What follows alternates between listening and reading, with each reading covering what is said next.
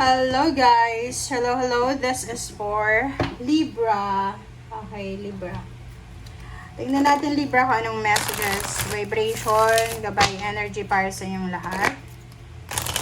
Okay. For Libra.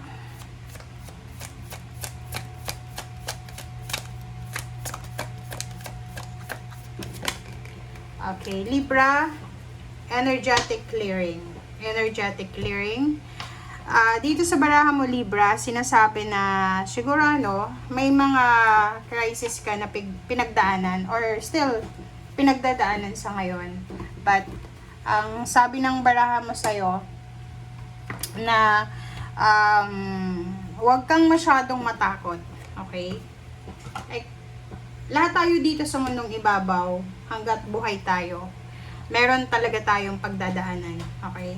So, huwag kang matakot kasi yung iba sa inyo natatakot kayo. Natatakot kayo sa posibleng mangyari sa inyo bukas, makalawa. Yung parang hindi ka masyadong nakakatulog ng maayos. It's because of your past. Okay? Like, paki-comment sa comment section, Libra.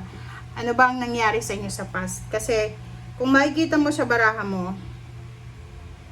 parang ang sinasabi ng baraha sa'yo na kailangan mo nang mag-move on. Kailangan mo nang alisin ang takot mo. Kailangan mo nang alisin yung attachment mo. Kailangan mo nang magsimula. Kailangan mong ihanda ang sarili mo. Kasi hindi mo na nare-receive yung mga blessings outside of your comfort zone. Kasi nakafocus ka sa past mo. 'Di ba? Pwedeng past relationship, past mistakes, or past failures, or whatever man siya na siguro nangyari sa'yo sa nakaraan.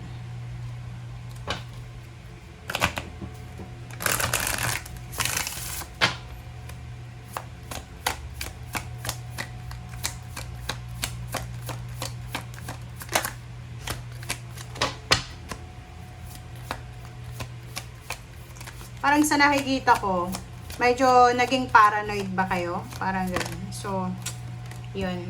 Cow, give with unconditional love and grace. Yun. Basta alam mo sa sarili mo. Basta alam mo sa sarili mo, Libra, na wala kang tinatapakan na tao. Wala kang masyadong ginagawang kasamaan. Alam mo sa sarili mo yun na balanse ka. So, wala kang dapat nakatakutan. Okay? Duality yung cow. Sinasabi diyan sa'yo na like for example, kung isa kang parent, medyo yun, kine-question mo yung sarili mo. Minsan parang sinasabi mo na may pagkakamali ba ako sa buhay, sa pagiging nanay, parang ganun. Okay, so 8 of Cups and Knight of Swords. So there's a travel. There's a news about traveling, about leaving, parang ganun.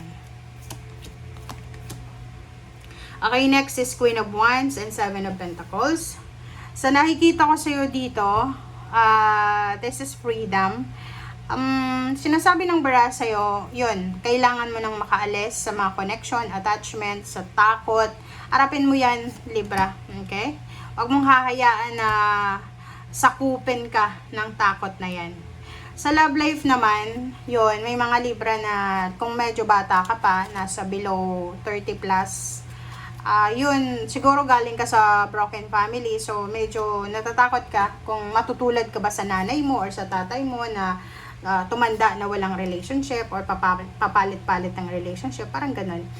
Page of Wands and King of Cups. So, sa future daw, sinasabi ng baraha sa'yo na isang water sign, Pisces, Scorpion, Cancer, ang makakatulong sa'yo. Isang water sign, Pisces, Scorpion, Cancer, ang makakatulong sa'yo.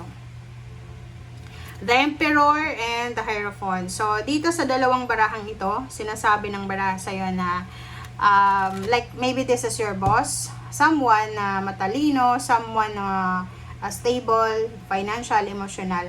Ang taong yan, pwedeng fire sign, Leo or Sagittarius, ang posibleng magiging gabay mo, magiging protection, magiging allies or katulong mo. Okay, next is the Empress. The Empress and Four of Cups. So, sa nakikita ko sa'yo dito, yun, maybe you're waiting for something para makapagsimula. Yun na nga, nakikita ko. Parang hindi ka pa nakaka-move on sa ex mo. Kaya hindi mo alam kung handa ka na ba sa bagong relationship, or hindi mo pa natatanggap na na-terminate ka sa trabaho, or hindi mo pa natatanggap na nawala na yung source of income mo, or yung negosyo mo, or kung ano pa man yan. And sinasabi ng bara sa'yo na wag mong aalisin, Libra, yung signature smile mo, yung signature mong pagiging mabuting tao, kasi yun talaga yung Libra, balance. Okay, sa loob ng trabaho naman, pwedeng may mga pagbabagong magaganap sa trabaho, pwedeng ililipat ka sa ibang team, pwedeng magbabago ka ng career, magbabago ka ng routine, mga schedules, parang ganun. Okay, next is 10 of Swords and 3 of Wands. So, nakikita ko sa'yo dito, yun, you're waiting for a closure. Hindi mo ma-close ang isang cycle sa buhay mo kasi nag-aantay ka pa rin. 2 of Pentacles and the Star. So, yun. Sabi ng bara sa'yo dito, Libra, na just continue what you're doing ngayon kasi lalo sa trabaho mo, yung mga pangarap nyo, unti-unti nyo yan na makukuha. Patutupad yan. Okay? So, sabi ng bara sa'yo, maging excited ka everyday. Maging excited, be inspired.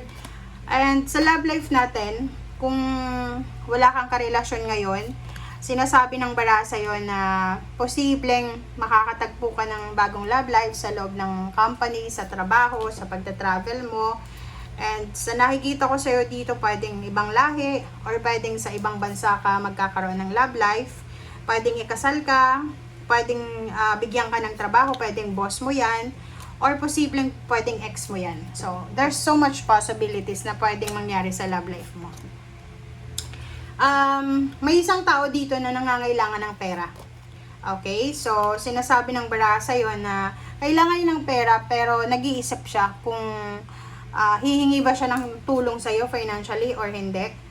Pero yung taong yan ay pagod na pagod na. Pagod na siya sa kahirapan or sa paghihirap niya. Oh, 'di ba? So, sa nakikita ko sa'yo dito, Libra, ikaw yung magiging tulay. Kumbaga, may isang tao dito, pwedeng parent ka. Parent or sister ka ng isang, kapatid mo, asawa ng kapatid mo ito na pwedeng magre-reach out sa'yo. Hihingi siya ng tulong para makipagbalikan doon sa taong gusto niya. Hihingi siya ng tulong para makabalik siya sa trabaho. Hihingi siya ng tulong para makabalik sa bahay. Parang ang taong ito, gagamitin ka niya. Gagamitin niya yung pagiging mabuting tao mo. Halimbawa, babayaran ka niya para bigyan mo siya ng information or kumbaga connection, parang ganun. So, you need to be careful here kasi ang mga taong ito na papasok sa buhay mo, gagamitin ka lang nila. Okay? Thank you guys. Bye!